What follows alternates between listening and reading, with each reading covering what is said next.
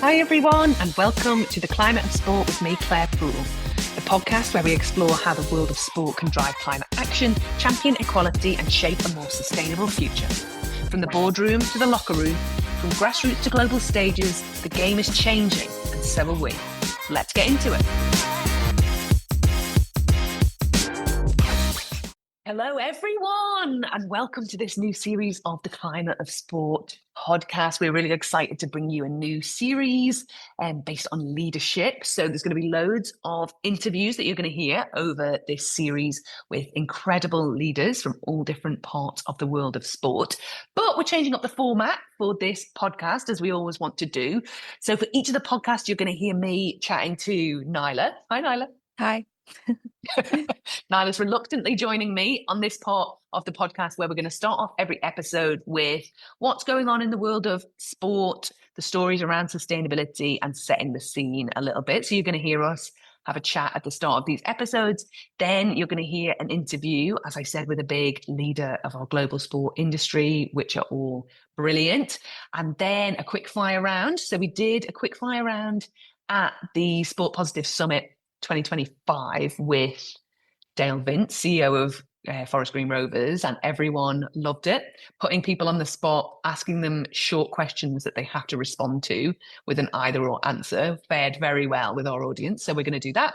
And yeah, that's going to be it for this series. We've got a number of episodes coming your way and we're really excited to bring it to you. As always, I have to remember to say, if you want us to interview you, if you want to share stories or opinion, you can email us anytime as well. We've got an email that we're going to put in the show notes. Oh, and also I need to mention for the interviews of this series, we've taken inspiration from the brilliant Dave Powell from our Your Brain on Climate podcast. He does an incredible podcast. You should listen to that if you don't anyway. It's called Your Brain on Climate.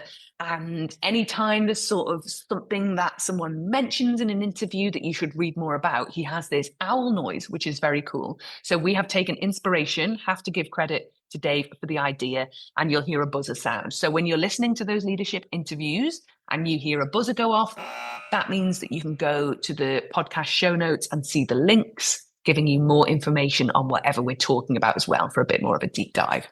Nyla, is that everything I need to say? Is there anything else I need to I think tee that's up? all the housekeeping. Yeah, I think you summed it up well. So we are recording this the middle of February. So the Winter Olympics is happening right now in Milan Cortina. So the Milan fashion capital meets the frozen peaks for the games. And the Alps are the center of the sporting universe right now, which is they've delivered a lot. Let's say that. We are still going through the games. There's been a lot of medals. There's been a lot of drama. And of course, we want to get to the sustainability stories. Has this been Italy's coming of age party? Nyla, for you, let's start with performance on the slopes. What are the big medal moments that have resonated with you? I think for me, it would be Brazil getting their first ever Winter Olympics medal. Yes. I think it might even be for the continent of South America or something like that. What an achievement. Unbelievable. And did you see the celebration dance as well at the end? Yes. I loved that, bringing the Brazil to the slopes. That was incredible. So for me, it's been the Italians as well, like Federica Brignone and the giant slalom. She's got a second gold of the games, and I think now is the most decorated Italian winter athlete in history, which is amazing. Biathlon, Lisa Vitozzi, she's taken gold as well in like a really amazing moment for the country. And then who else? Probably the Dutch sprinter, Femke Kok, as well. So she took gold. And the Netherlands, I just don't think anyone can beat the Netherlands in speed skating, can they? They're just unbelievable. I get mesmerized by that. Yes. Unbelievable. So, and then the speed skating as well, I think the social feeds really popped off on that because it is just bananas to watch the speeds they get to and what they're doing. This also blows my mind with the big air and these crazy downhill. They're going like 120 kilometers an hour in like the bobsled and all that, like just unbelievable speeds and incredible performances. So props to all of the incredible athletes. And they've really served with unbelievable performances on the slopes and in the rinks. But we can't Not mentioned, there's been a lot of drama. There's been a lot of viral moments. This is 2026. The Olympics aren't just about the podiums. They're the content that comes through our phones as well. So, Nyla, some pretty interesting viral moments that we've experienced so far. Any that stand out to you? Oh, there's so many. I think we'll be talking about this Winter Olympics for a while, just because it feels almost as every day or when new events start, there's always something new emerging, whether that's from athlete interviews to some behind the scenes stories about events themselves. Yeah, Yeah, there's for been sure. quite a few noteworthy stories. You're being very diplomatic. I'm going to mention the ones that have resonated for me. So I think really cute ones like the Swiss mixed doubles curling team with their little 1.5-year-old stealing the limelight now twice by marching around with his mum's broom. Just the cutest. I think that's gone viral just because it's very wholesome. Totally randomly, quote unquote, penis gate about the ski jumping and what turned out to be a very bizarre and completely unfounded claim about athletes manipulating suit measurements, let's say, by injecting their genitals with hyaluronic acid. That went like wildfire and then has now been completely dismissed by the FIS. And then the Norwegian biathlete who used his post ceremony or his taken the medal, his interview after the medals to talk about cheating on his girlfriend of just 6 months, 3 months into their relationship. He's actually gone on to win more medals, but these moments have just taken over. So I think we're talking about it. Obviously, we're going to get on to talk about the sustainability stuff just now. It's really, really important. But these things, I think it just shows, it's a reminder to us as well as on the field and off the field, like how all consuming the Olympics and mega sports become on our news cycle. Because I think it's interesting context when we talk about sustainability and people often talk about the value of mega sport events. There is so much that comes out of them from all different ways. It does capture the imagination. Media outlets do want to talk about it. It does dominate our news cycle. So I just think joy, absurdity, national pride, internet chaos. There's been a lot, hasn't there? There has been a lot going on. It just shows the platform that sport has, I think, at the end of the day. Absolutely. So, from the sustainability perspective, for you, what themes or big headlines for us to reflect on have ones that have broadly come through to you on the news cycle? What have you seen? I've seen a lot on the venues. Yeah. Because there's quite a few pre-existing venues they're reusing, whether they've been renovated or upgraded. Some new temporary venues as well. Loads have come out about different sustainability actions the organizers have taken in planning and carrying out the games. Seeing quite a few stories on the artificial snow that we're seeing on the slopes because I believe it is quite warm there now. I've seen some athletes competing in just a vest, t-shirts, and that sort of thing out on the slopes, which has been quite interesting. And we've seen quite a few stories come out from the athletes on activism and what they think on the environment, what they're seeing, and other sustainability initiatives that they're a part of. Yeah, good roundup.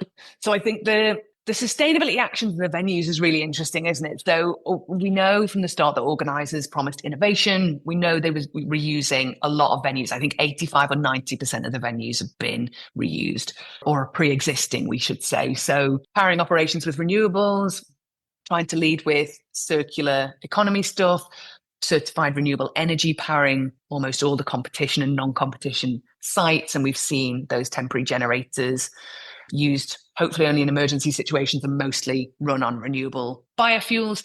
The circular economy stuff was great to read about. I think 24,000 items from Paris 2024 have been reused. So furniture, logistical equipment, and that's massive because the whole point of Paris 2024 and all of their sustainability credentials was trying to reduce impact. So great to see a lot of that equipment being reused.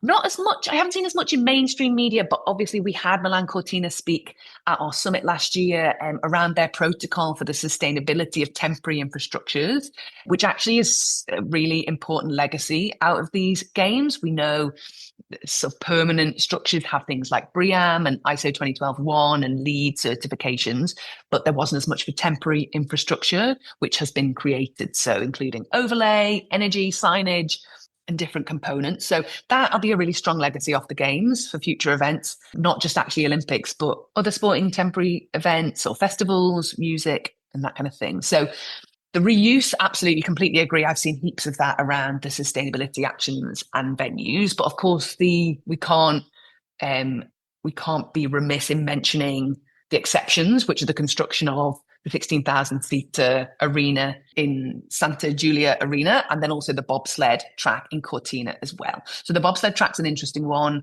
The IOC recommended a couple of years ago the bobsled event to be hosted in Innsbruck in Austria, because there's already a world-class track there, but that was pushed back on by Italy's Deputy Prime Minister, and a new track was built.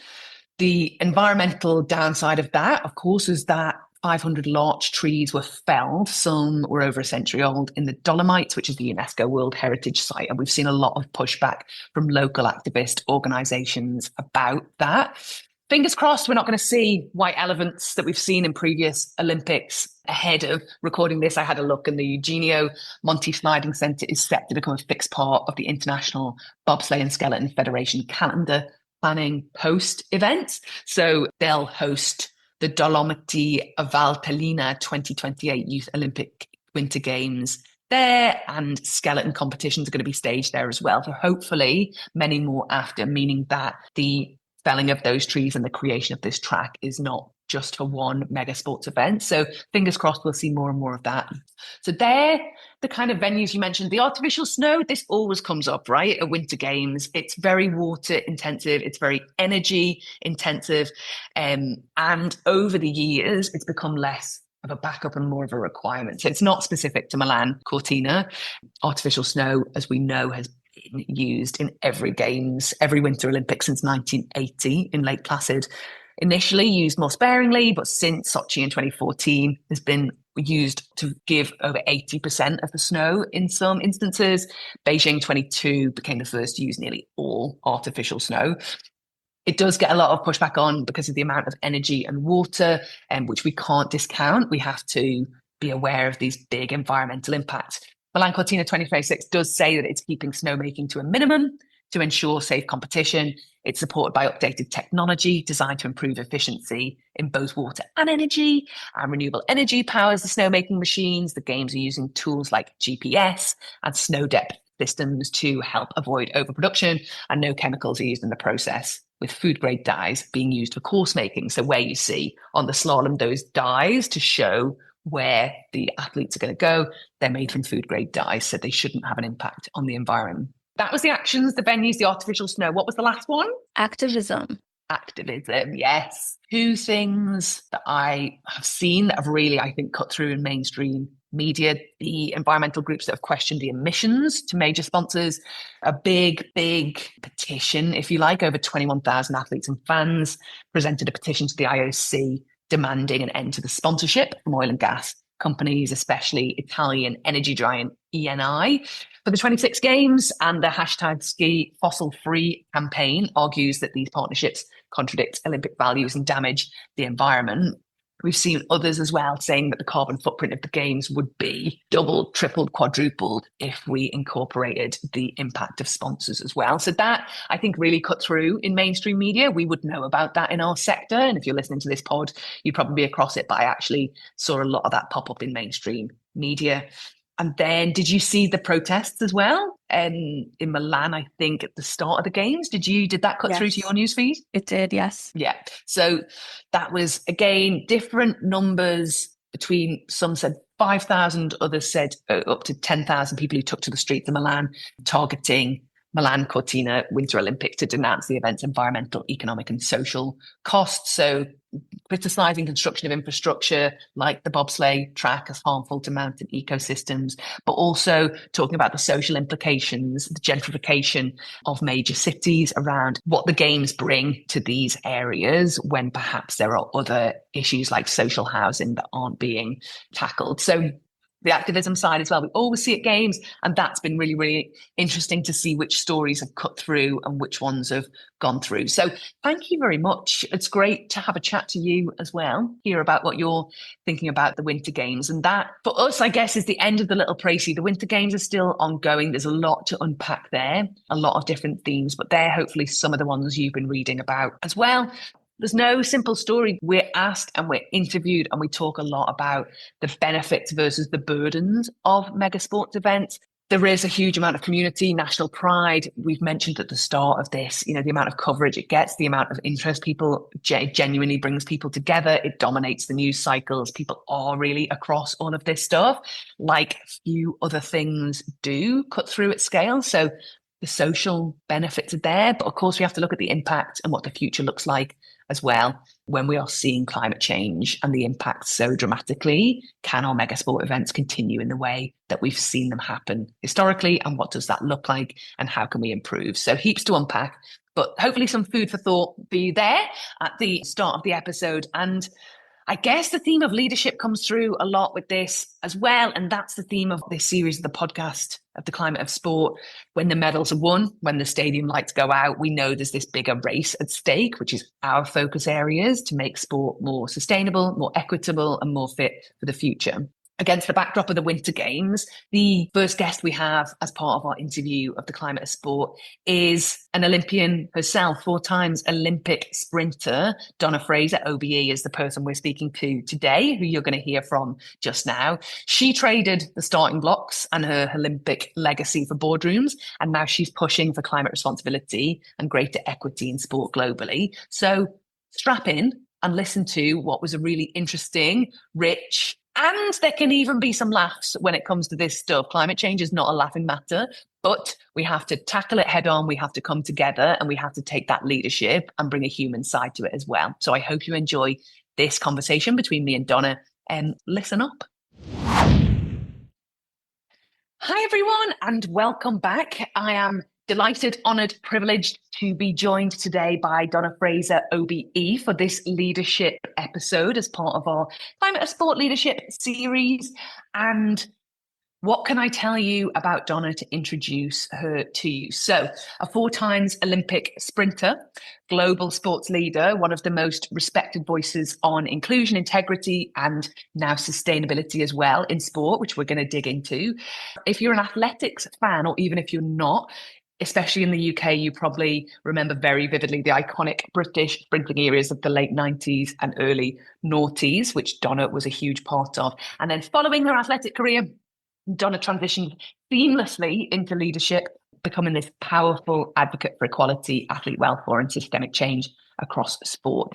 Having held senior roles at organisations such as British Athletics, Birmingham 22 Commonwealth Games, and also a non-exec director at Commonwealth Games England. She's also been awarded an OBE for her services to equality in sport. Donna, I'm running out of breath here. There's so much to tell everyone about, so many accolades. And she's also a trusted advisor to international institutions to help shape sport as a force for social good. Now, she is a director at the Professional Cricketers Association and has brought sustainability into her remit, which is where we've connected. Donna's continuing to challenge and inspire the sector, bridging elite performance, governance, and purpose-driven leadership. Please join me in welcoming Donna Fraser OBE. Hi, Donna. Hey, Claire. You can breathe now. I know. The first 5 minutes are just like a tiny little highlight, just the Cliff's Notes of an incredible career to date.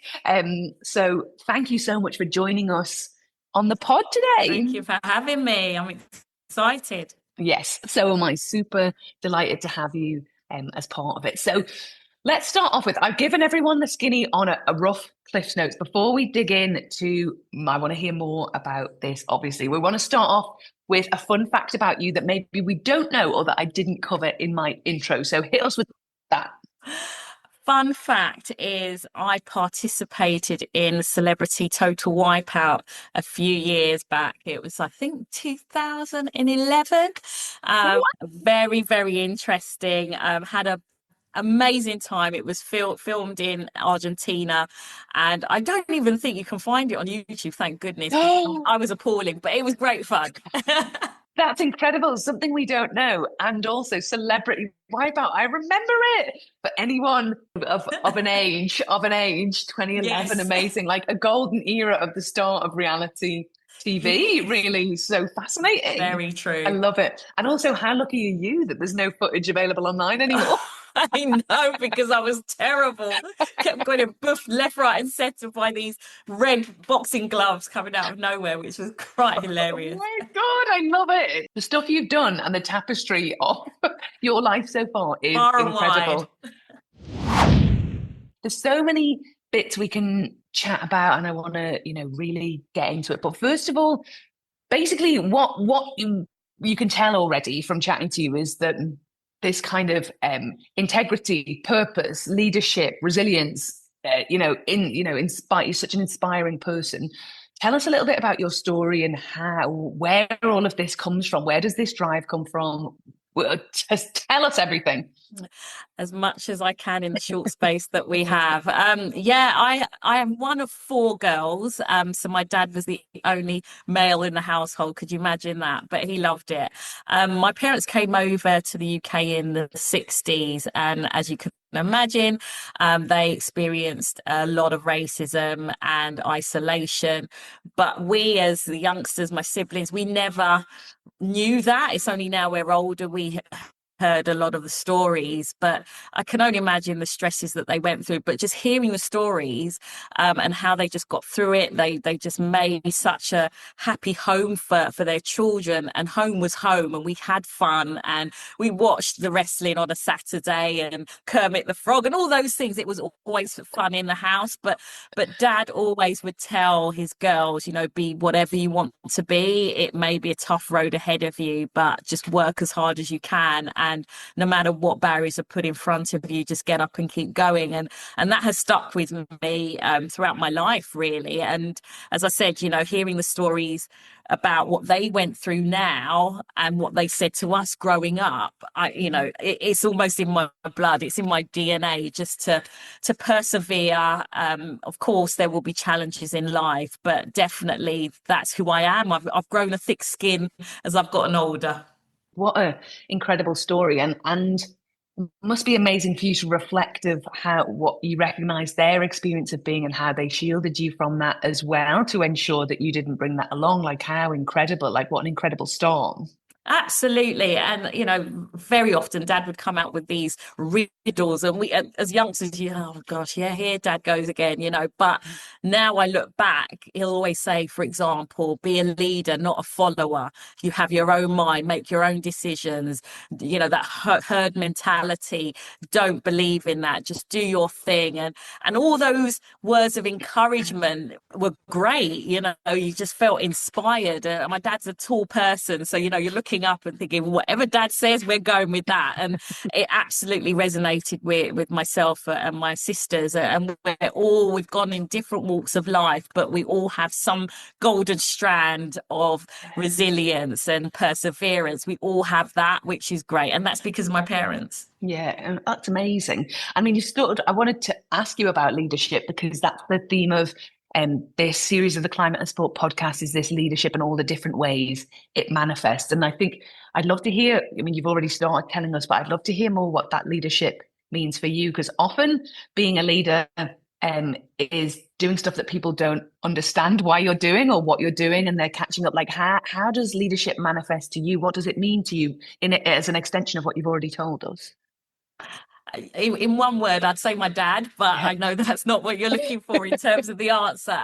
But no, to me, leadership is about influence, integrity, accountability, and all of those words I've mentioned in terms of how that comes to fruition for me is every day I try to inspire trust and guide others to move forward and hopefully go with me in terms of what I want to achieve as a vision. So, and that could be anything. I mean, I've had different roles throughout my career, but whatever that vision is, similar to what I had as an athlete, was to get to the Olympic Games. But whatever that is, I try and bring people with me rather than them kicking and screaming. So it's understanding people, taking the time to understand people, because one size doesn't fit all. What I'm thinking may not land well with another person. So taking that time to understand where they're coming from and find that common ground, and then you can bring people with you. So I do think, I don't see myself as a leader, but quite often I'm being called for that. But for me, I'm accountable for my own actions, and that's just not in my role, but me as a person in general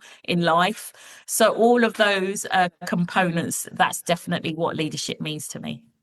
Incredible. And it's a real insight that you don't see yourself in that way, whereas that's how we see you from the outside. I guess, you're very humble and you're very down to earth, and you're very chilled. But I'm sure you maybe don't feel it day to day, but I think it's important that you know of that reach and the impact that you have. And you mentioned that there. I'd love to hear a little bit more about your athletic journey, because like getting to 4 Olympic Games is rare, it's over a longer period of time.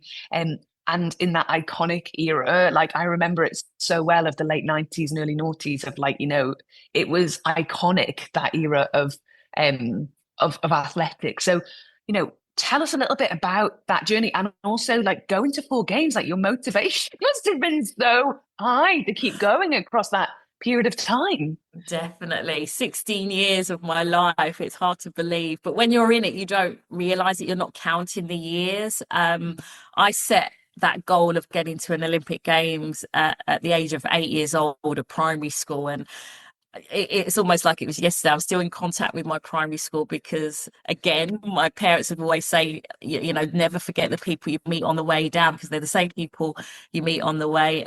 Sorry, the same people you meet on the way up are the same people you meet on the way down. So I always try and stay in contact with the people that have helped me with my journey, and it's really important. So athletics, in fact, all sport was always on the TV at home, whether it was the Grand National, whether it was anything was on. Cricket, of course, because my parents are from the Caribbean, but every sport was on. But athletics, when that came on in 1984, watching the Los Angeles Olympic Games, I was like, wow, that looks so much fun. I didn't even see it as a profession whatsoever. And my sister's 10 years older than myself, and she loved athletics. And of course, as the young little annoying sister, I wanted to be just like her. So when she went off to school, I'd get her spikes and stuff the shoe with tissue so that I could fit into her spikes and go in the garden. And she'll come home like, why on earth are my spikes got mud on them? But that was me.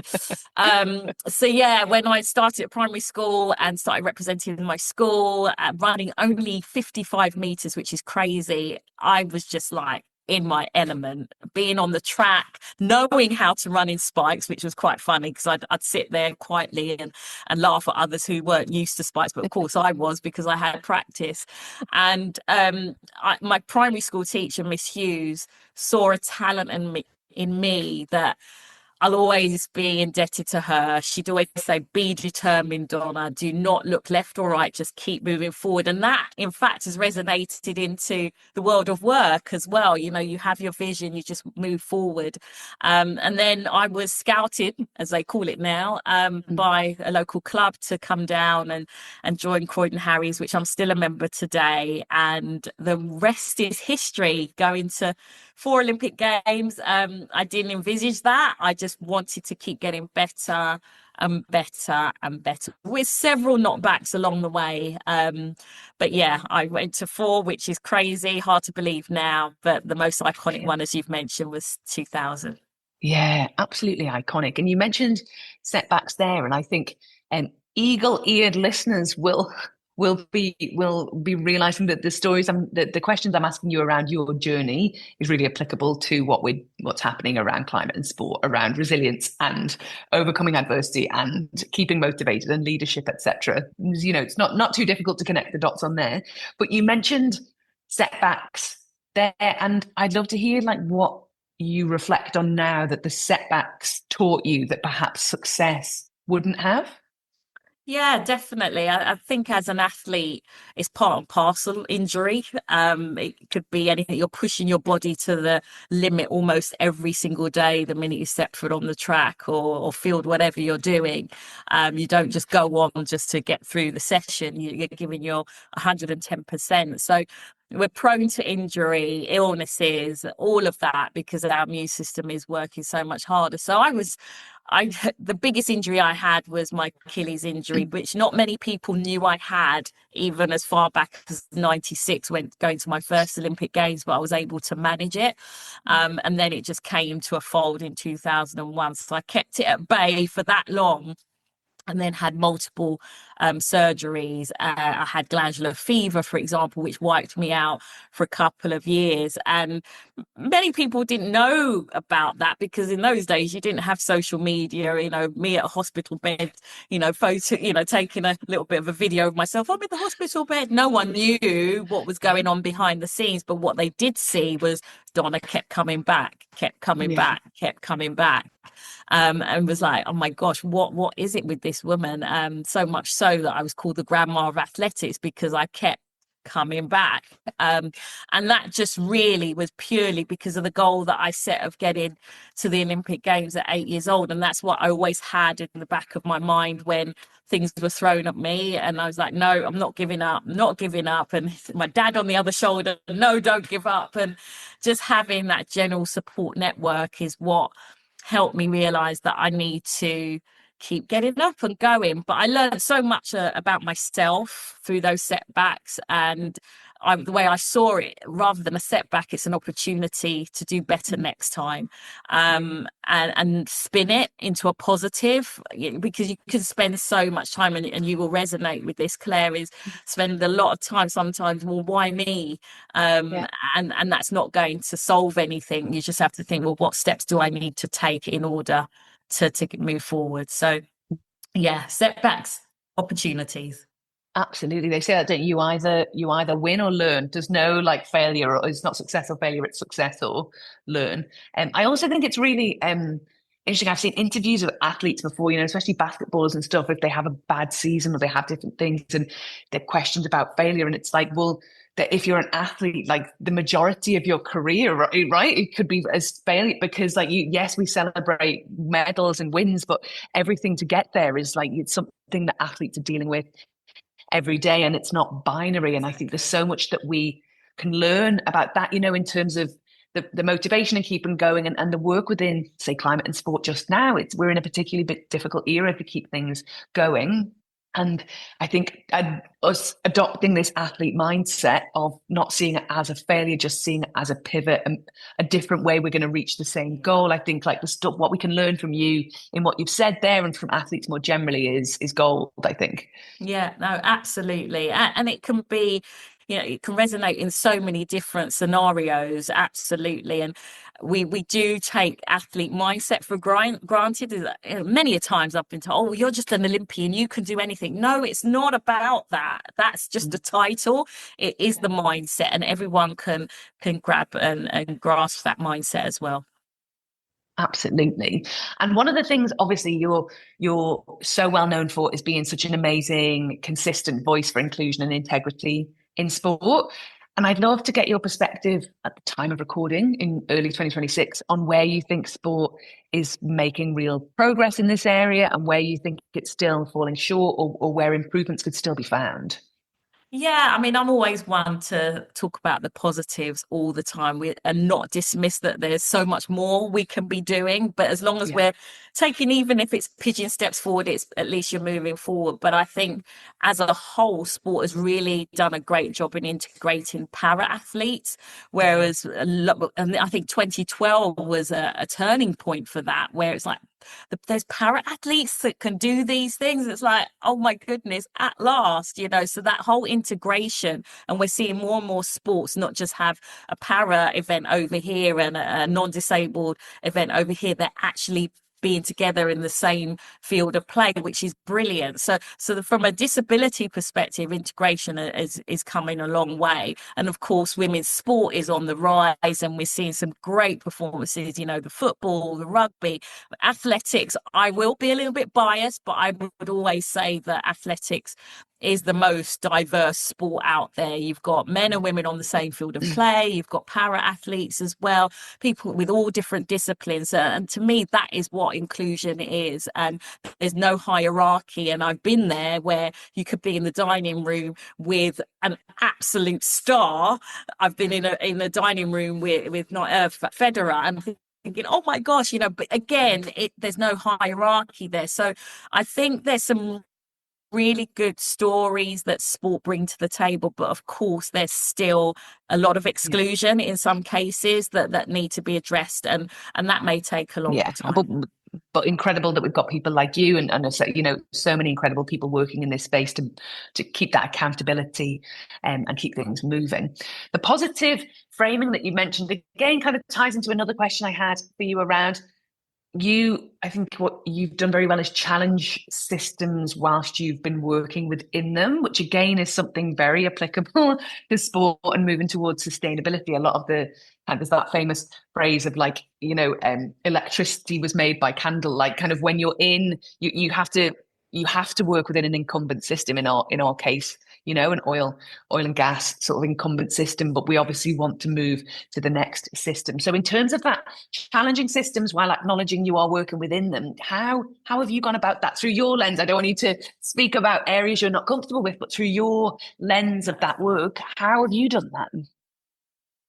Well, I've been labelled the Tasmanian devil, which I found quite hilarious. That I just come in like a whirlwind, and it's like when everything settles, it's all good. I don't know how to take that, to be honest, but yes, I have been in organisations where systems just don't quite sit right with me, and there needs to be change. For me, I've found, and in the early days of my career, I've learned the hard way that there's no point in fighting systems that are not working, because that's just a waste of energy, and I can't deal with that. So I've learned probably the hard way that sometimes you just have to take that step back and challenge constructively and work with those key people who don't quite understand why the systems need to be challenged or changed in some cases.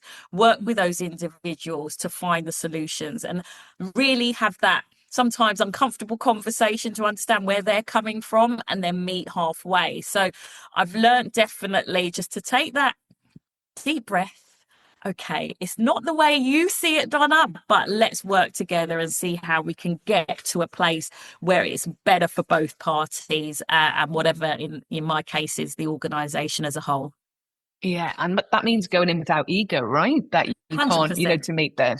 100% not. And I think, you know, for me, hopefully I don't have an ego, but I like things to be done right and done well, with the person or people at the heart of every decision, because not everyone is the same.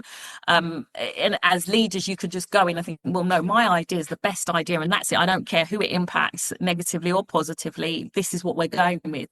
But that doesn't work. You have to involve people and really scale back and understand what the problem is before you move forward. So yeah, I've learned definitely to challenge constructively, and sometimes it happens overnight. Sometimes it takes a little bit of time, just chipping away, and eventually I do get my own way. Yeah, I love it. Eyes on the prize. We'll get there.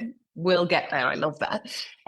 In amongst all of this incredible, you know, your athletic career, your then moving into like sport management and everything, within all of this really, really busy, busy lifetime of work and dedication, you actually, something we share is a journey around breast cancer as well. It's something you overcame, and now you're an ambassador for breast cancer now, which is an incredible charity and one I've benefited from. When I was going through treatment, I went to one of their days and I met incredible people who are now friends, which is awesome. But how did that play a part in this journey and sort of where it's brought you to now?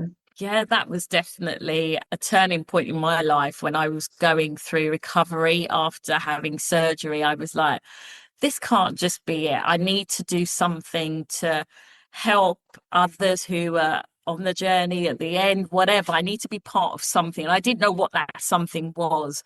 So when I connected with Breast Cancer Now, it was like another family, and they still are. And you said you've made friends, which is great. I mean, I call anyone who's gone through this journey my boobie sister, and I've said that to you, didn't I? So we're boobie sisters. Yes. And it is, you just find that connection, that you've all gone through it, whatever levels it is, you just have that feeling of belonging, as it were. So when I was recovering, I made connections and I got involved with that charity. I was like, tell me what I can do. What can I do? And primarily my role is just to spread that awareness, it's particularly in the Black and brown communities, because I know when I was diagnosed, my parents were like, oh, you can't tell anyone. And it was just like, well, I absolutely can, because if I can inspire one person to check themselves, early detection, then I think I've achieved something. So doing that work with breast cancer now has been almost part of my therapy, in all honesty, which has been amazing. I mean, I've done some crazy things, jumping out of a plane to doing the marathon, all the things that I never would have thought I would have done prior to my diagnosis. So again, I felt like I found myself and found my purpose even more so than I did before. And just knowing the great work that they do, I'm just honoured to be part of that team.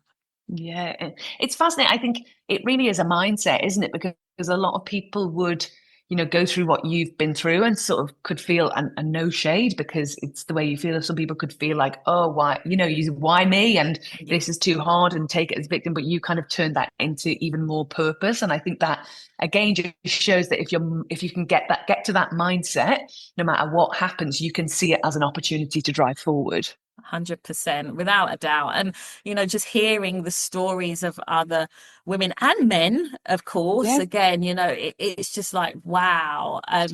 I'm inspired every time I do an event or I'm around colleagues at Breast Cancer Now, the work that they're doing. And don't get me wrong, there are other charities out there, but I just really felt a really good connection with BCN and been with them forever. It feels.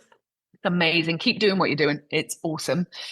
So the sustainability element I want to come to, that's obviously kind of where our focus is in terms of sustainability and climate in sport. And it's something that you've, again, like because of your wider work and your purpose around the social side, have kind of now absorbed environment and sustainability to your role at the Professional Cricketers Association. So how does that fit into what you're doing, connecting athlete welfare, inclusion and sustainability as part of the same ecosystem? How is it going?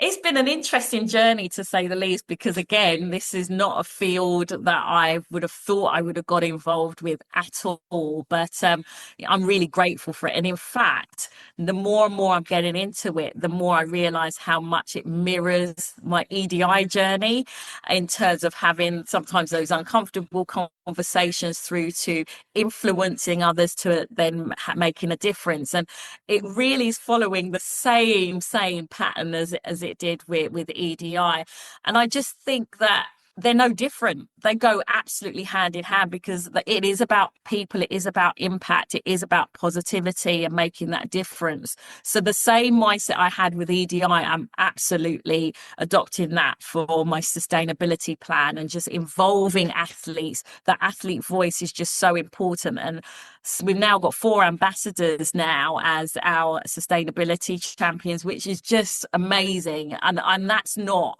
me having to get people around the neck and say, yes, you will.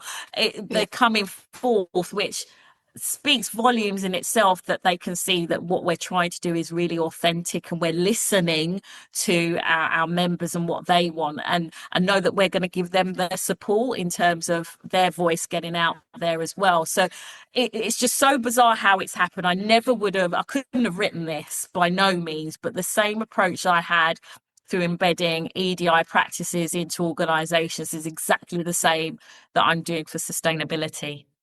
And I think that's amazing. I think that'll be heartening for people to hear as well, because of course there's a place we need all of the experts on carbon accounting and kind of the climate scientists, etc. But actually, what we realize more and more now is embedding this work into sport is about culture and it's about people. And as you said, it's so inextricably linked with the ED&I and the social work. And I think now more than ever that we need to combine them and show the benefits, because the way things are with environment, sustainability, climate change just now, the lens, as you mentioned, around people, around health, around inclusion, etc.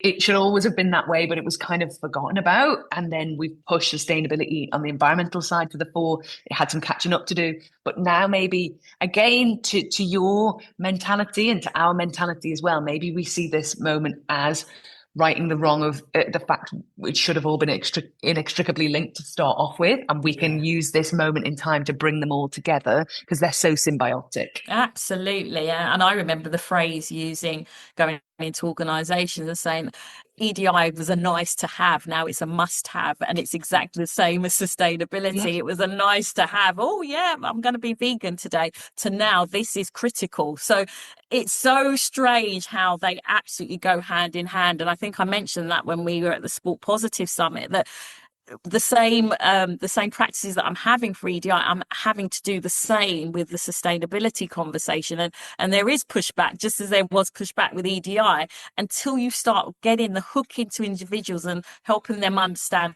what it means to them in their real life. And that's the best way you can explain it, because it's easy to have the PowerPoint presentations up here and this is what's going to happen. But until you can find the hook with that individual, that they can say, well, absolutely, you've got children. What do you want their world to look like in 20 years time? So when you bring it home to that, it's like, oh, okay, maybe I need to do something. And how big or small that is, they're doing something. Yeah, I love that.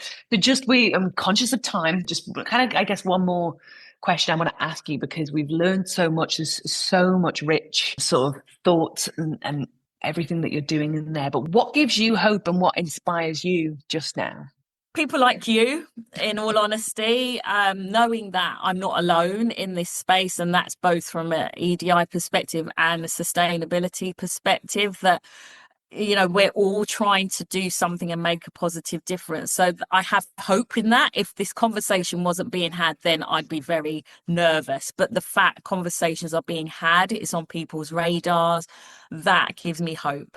Oh, I love it. What a way to finish. And you're just so incredible, and just the embodiment of leadership and resilience and everything that we need in this space. And it's so wonderful to have you in our community. We're so lucky now that you're kind of, we've connected in that way. And it's been such a pleasure to have you on the podcast. So thank you so much, Donna Fraser OBE, for joining us today.